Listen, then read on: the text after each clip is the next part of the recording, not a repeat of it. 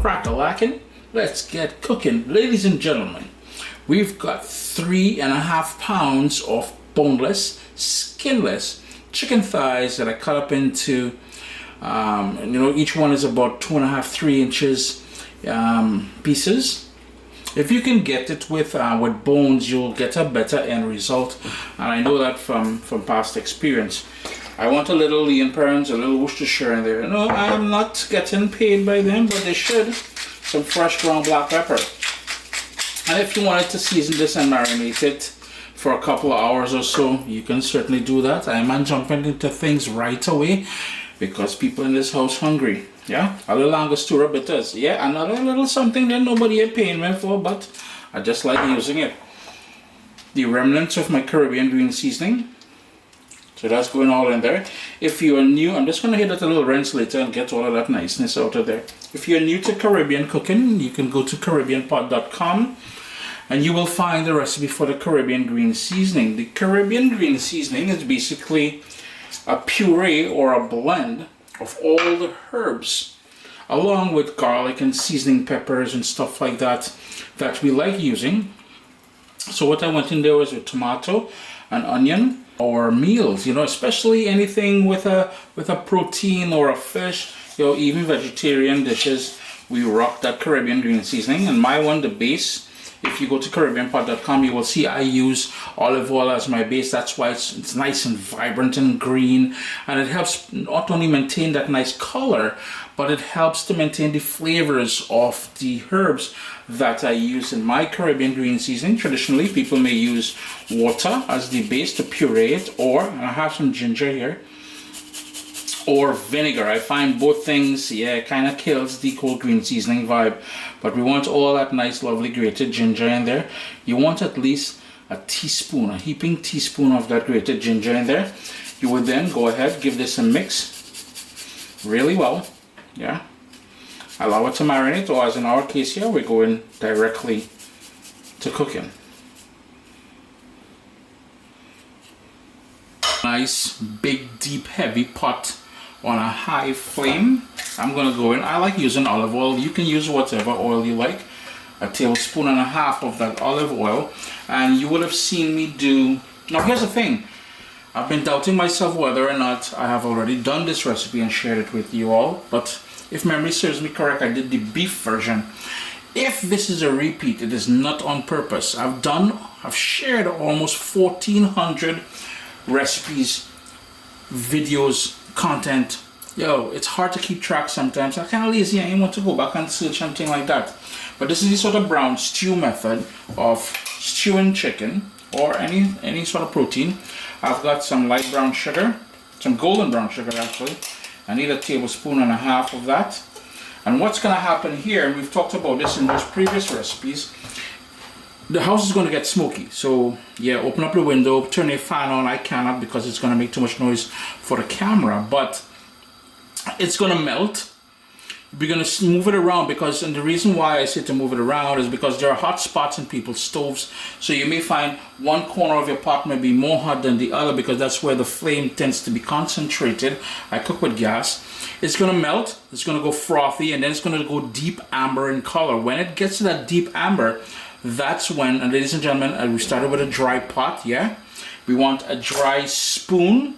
And metal or wood, do not use plastic. There's gonna be high heat in there and it may melt on you, and then we can't eat that.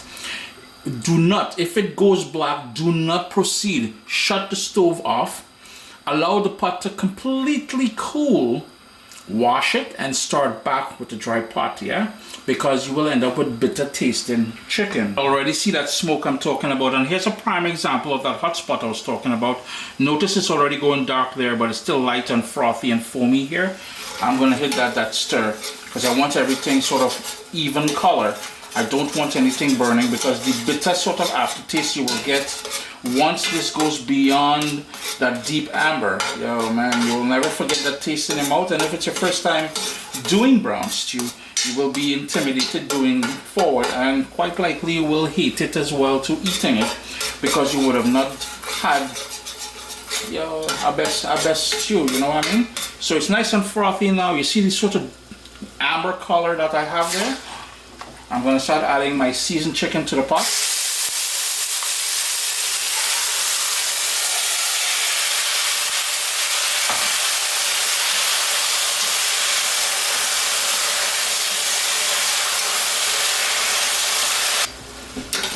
Give it a good stir. Then we're going to turn our heat down to medium. We're going to put the lid on there and let that cook for 5 minutes. The same bowl where we marinated the chicken, there's remnants of all that marinade in there. Hold on to that.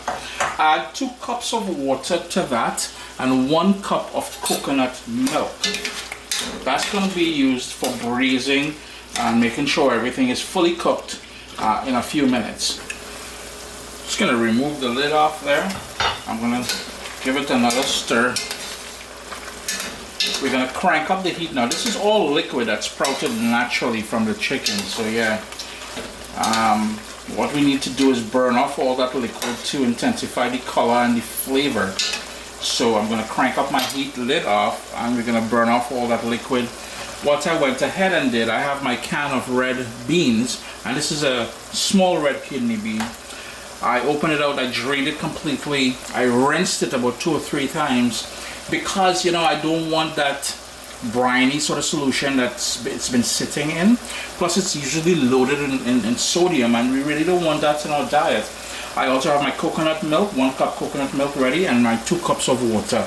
But for now we're just going to burn off all of that liquid. It will take about 5 minutes on that high heat to burn off all that liquid, and you can see the oil that we started off with there. I must mention, I forgot to mention it earlier, I did wash my chicken with the juice of a lime and cool water. If washing chicken is not your thing, please don't start now. I'm only trying to get the heat and everything else associated with that, but you know, my ancestors did it and none of us ever got sick. So, and there's a reason for the using the vinegar, the lime juice, or the lemon juice to do so. One of these days we'll have a serious discussion about that. All that liquid is gone now, so in goes the red beans, and you can use any bean, black eyed peas, whatever you like using, you can rock with that. Yeah, I'm gonna go in, and that's the same bowl where I had my Caribbean green seasoning container. That is the coconut water, coconut milk, coconut water. Oi! This man cooking with coconut water today, boy. What's wrong with you, boy? Anyhow, coconut milk, yeah? Heat's still on high. And the water, same bowl where we marinated the chicken. And don't come here with your cross-contamination business. This is gonna cook for a while still, so we ain't get it twisted. Anyhow, I'm gonna bring this up to a boil now, and then we're gonna leave it on a rolling boil. It will not take long to come up to a boil. You notice on the outside there, the outer rim, we've got that bubble starting to happen. If you wanted to add some diced up carrots in there, you can rock that carrot in there. I'm gonna go in with that Scotch bonnet pepper. Boom, I'm gonna float it just for display purposes. And what I mean by that is, I want you guys to see that if you wanted the flavor, not the heat from the Scotch bonnet pepper, this is how you do it. 5 minutes from now, or 10 minutes from now, you will fish it out. Do not break it. You break it, you release the beast. I want that beast. I want that Caribbean sunshine in my dish. So later on, I will break it. So this is why I said I'm floating it for display purposes, because normally I would slice it up and add it directly in there. But I wanted to give you guys the option. If you don't like spicy, that is the way to go. If you wanted to add maybe half a teaspoon or a teaspoon or so of curry powder in the mix, you can do that as well. It's too vigorous for me, so I'm going to turn it down to a rolling boil. I'm going to place the lid on there. We're going to leave it slightly ajar and let that go for 10 minutes. It's been 10 minutes. Our chicken is fully cooked. Everything is cooked here. Here's where we're going to personalize things. You can take that out now. Ayman said I'm going to break it, so that is what's going to happen. I'm going to release all that heat in there because I like it hot. The other thing you need to do now is taste it for salt, adjust the salt. And the third thing is, it's still a bit runny. Yeah?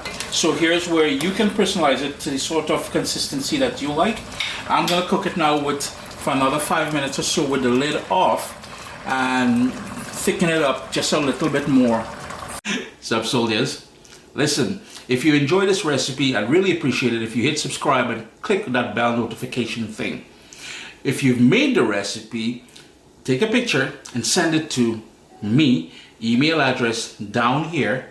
I mean, trying to tell people the email address, them butts will take the address and do all kind of thing with it. And tag me on Instagram at Caribbean Pot. I really appreciate you guys, and thanks for being in my kitchen with me today. Irene? Irene. Bearing in mind that this heavy pot is going to have residual heat and thicken this up further, I am going to turn off my stove here. But what I'm going to do is, using the back of the spoon, I'm going to crush some of the beans on the side of the pot, and that's going to help thicken it up as well to give it a bit of body.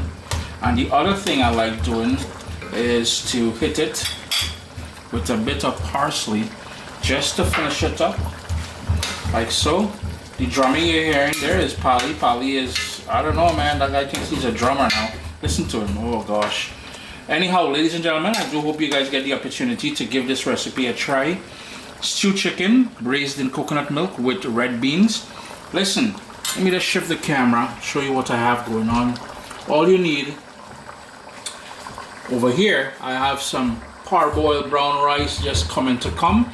So I'm gonna, oh boy, I'm gonna eat like a king again tonight. Yeah? What's up, soldiers? Don't forget to click subscribe. If you've already clicked subscribe, hit that bell notification thing. I want to all you missing out on the new videos, man. Come on, click.